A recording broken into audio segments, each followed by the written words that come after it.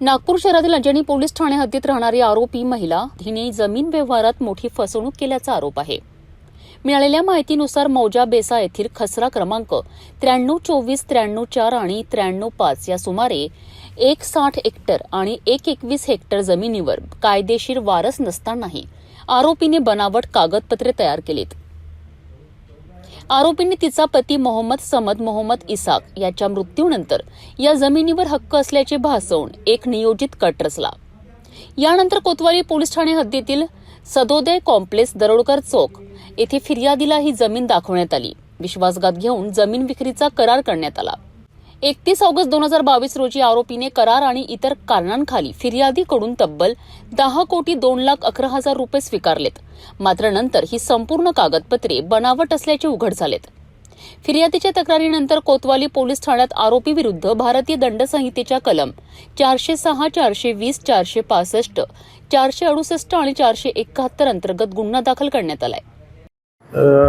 तक्रारदार रोहन ठाकर यांनी कोतवाली पोलीस स्टेशनला एक अर्ज दिला होता की ज्यामध्ये त्यांनी तक्रार केली होती की खैरुनिसा मोहम्मद समद या महिलेने ती बेसा येथील एका जमिनीची वारसदार असल्याचं दाखवून त्या जमिनीचा व्यवहार केला आणि त्या व्यवहारामध्ये तिने तक्रारदाराकडून 1,02,00,000 एवढी रक्कम घेतलेली आहे।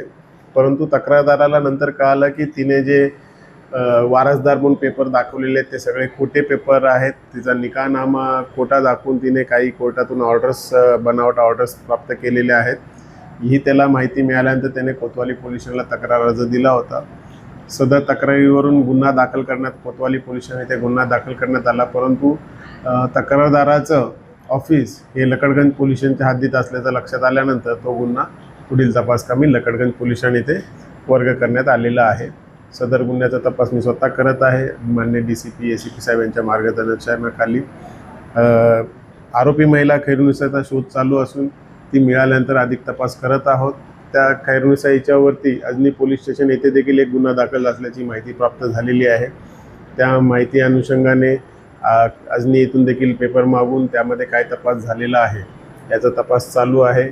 आरोपी मिळाल्यानंतर आरोपीचे बँक स्टेटमेंट प्राप्त करून ते पैसे जे फिर्यादीकडून तिने घेतलेले आहेत त्या पैशाचे कसे विल्हेवाट लावले याचा देखील तपास चालू आहे। आणि तिने जे बनवलेले पेपर आहेत त्यामध्ये कोणकोणाचा सहभाग आहे याच्यामध्ये सहआरोपी कोण होऊ शकतात का याचे देखील तपास चालू आहे।